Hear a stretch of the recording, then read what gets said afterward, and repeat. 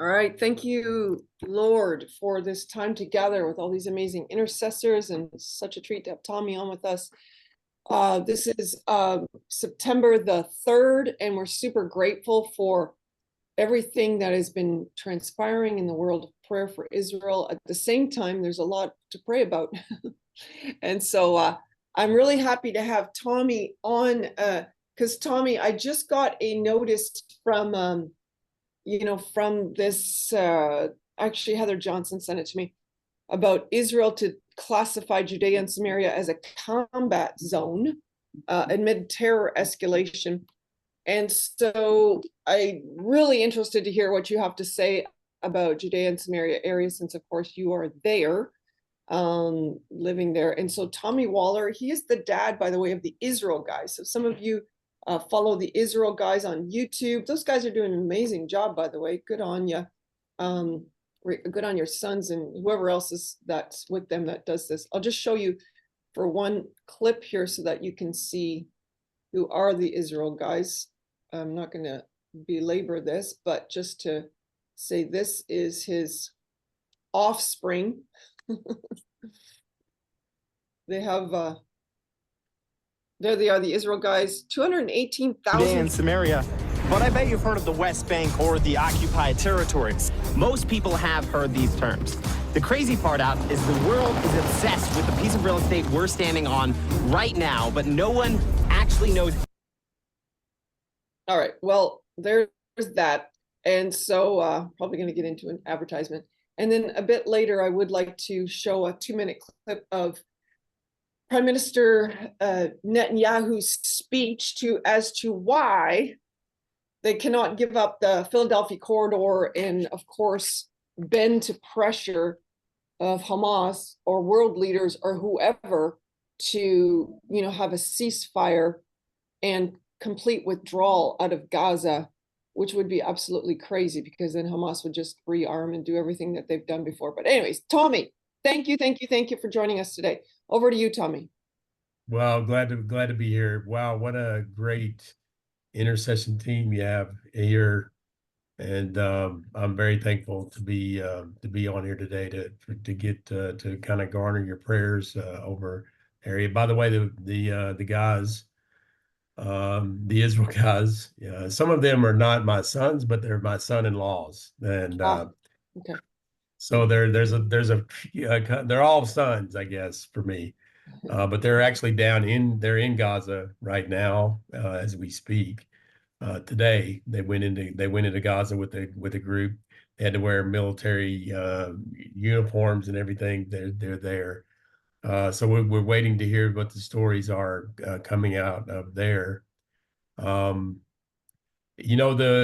situation is it seems to go really bad to worse. It's not just when you think things are going in a good direction, maybe there's negotiations or whatever, and then we have the tragedy hit this week with the 6 hostages. Some of you probably were familiar with Hirsch. His mother's spoken at many events, some of the events that I was at. So it's tragic. And then the response to that obviously is that we need to make the negotiation, which means we give up thousands of prisoners in exchange for hostages. And I'm speaking to people that on this call today that are understanding that's not going to produce the outcome that we need. If we give in to terrorism, I think this idea of that terrorism is driven by despair. I heard this term, this phrase a couple of weeks ago. Terrorism driven by despair. That's where the world's kind of going to with the whole Hamas deal. In other words, the Palestinian people are looking for a homeland. They had every right to do what they did October 7th because they're just in utter despair. And I think we have to fight that story that's building. and it's difficult because it just seems like today we heard that Great Britain England is not holding back some of their weapons to Israel. The nations need to make a choice where they're standing in this. We're not obviously in the redemption yet, but we're certainly moving in a place prophetically where things are happening, and we're seeing nations either standing or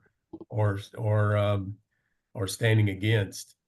And so we are the idea with the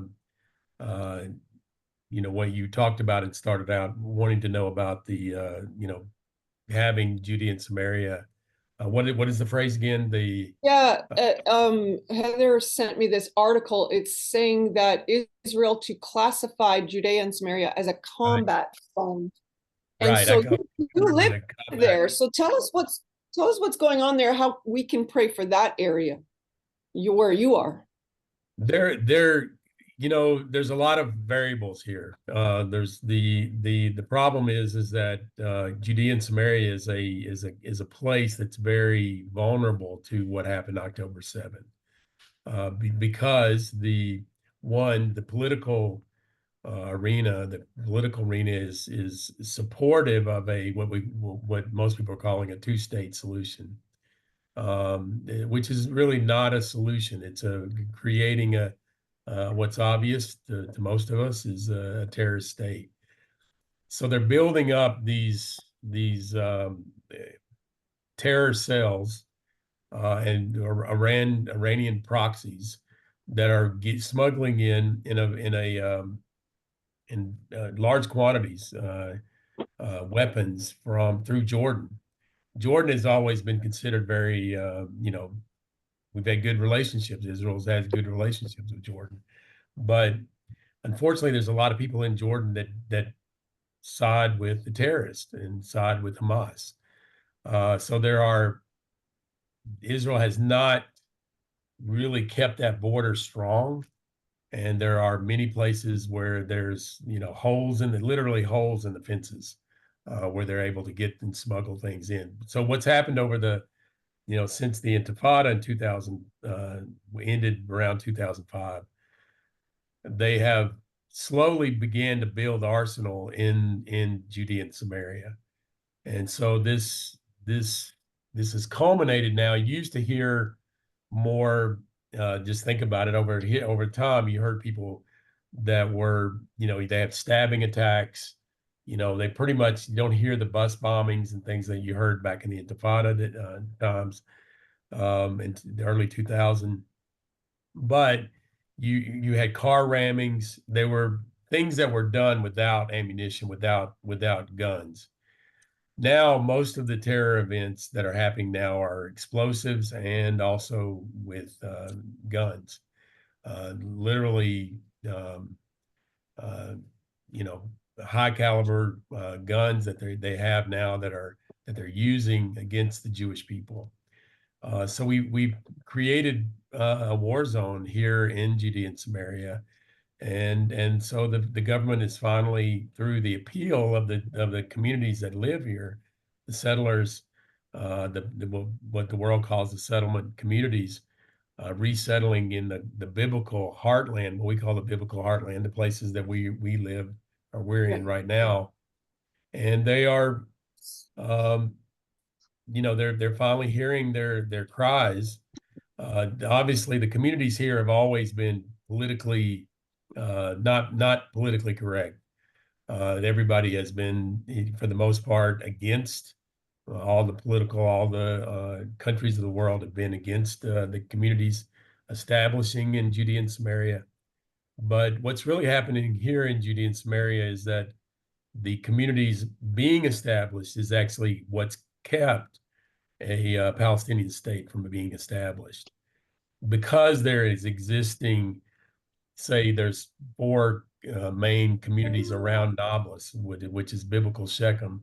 Because these communities exist, it's difficult for them to create a state. And these communities have prohibited that process from being able to go through. And so now there's a lot of pushback. There's a lot of confidence being built from the terrorists because of this narrative that's going out that this wouldn't happen. The terrorism wouldn't happen. That is being done if Israel would give up land. Right. Honestly, 100%. If you're talking or hearing anybody, any of the Arabs anywhere, not just the Palestinians, but they are not satisfied with just a two-state solution. They Right. want all of Israel, and Yeah. that includes this territory here. Thank God there are a remnant of Jews that are very Zionistic and very held on to the promises of God, which was right here. Genesis 12 is right here where I'm sitting, where God said, "This is the land I'm going to give your descendants," and they're not taking the promises to the Jewish people are irrevocable. At least the Jews that are around here, and we're supporting that narrative. We're not supporting a violent narrative, but we are supporting a right to be able to build. And this was desolate. The vineyards are back. Obviously, we've been part of that for the last 20 years. The olives are back. The restoration of the land of Israel is back, just as the prophets said. So there's going to be a pushback to that, and that's what we're facing right now is this pushback from the world communities.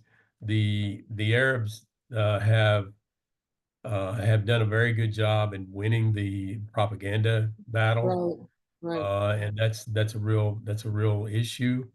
We need Christians to pray into this, pray for the biblical narrative, not the narrative that the world is establishing, but the promises of God.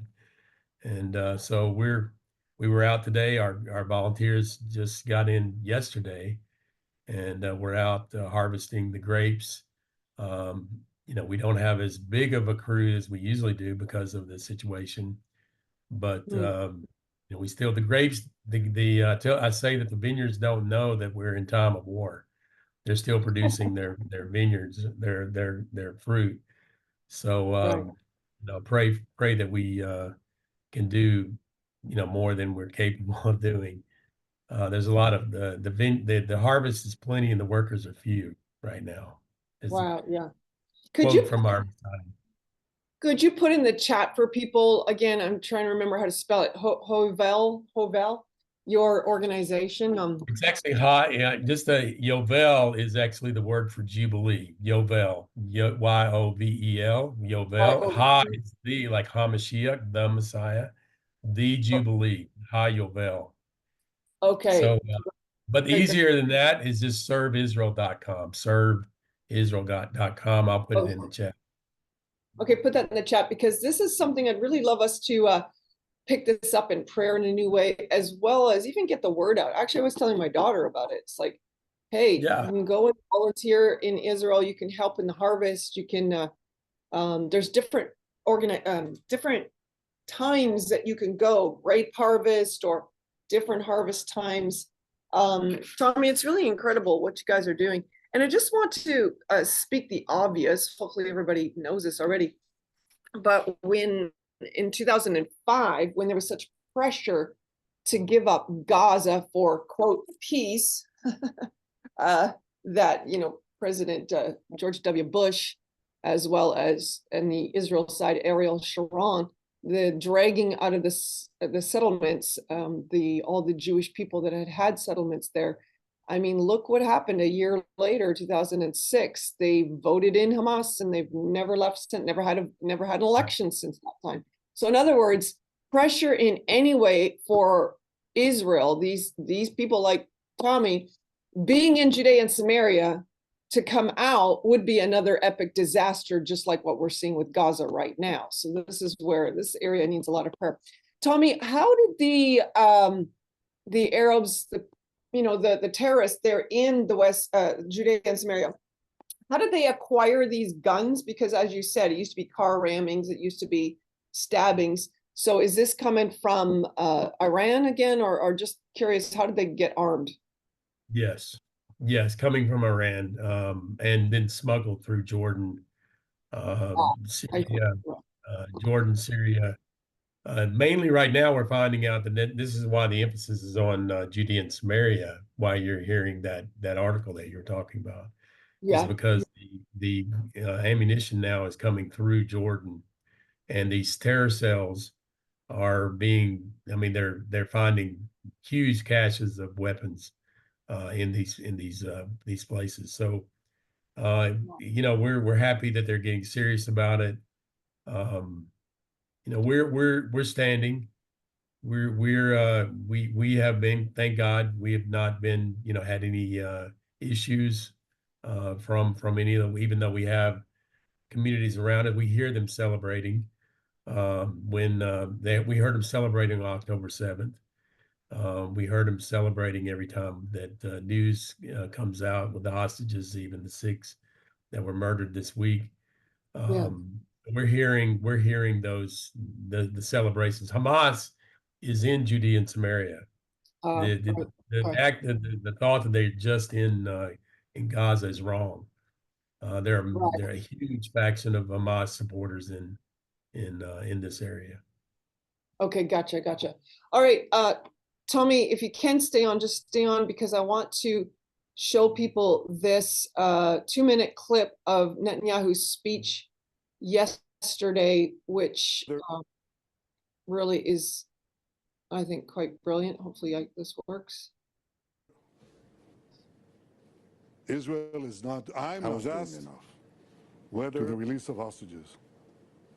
Israel is not, I'm not doing enough. I want to set the record straight to the release of hostages. On April 27th, Secretary of State Blinken said that Israel made an extraordinary generous offer. Secretary of State Blinken said that Israel made an extraordinarily generous offer for a hostage deal. On May 31st, Israel agreed to a U.S.-backed proposal. Hamas refused. On August 16th, Israel agreed to what the United States defined as a final bridging proposal. Hamas refused again. On August 19th, Secretary Blinken said, Israel accepted the U.S. proposal. Now Hamas must do the same. On August 28th, that's 5 days ago, Deputy CIA Director said that Israel shows seriousness in the negotiations. Now Hamas must show the same seriousness.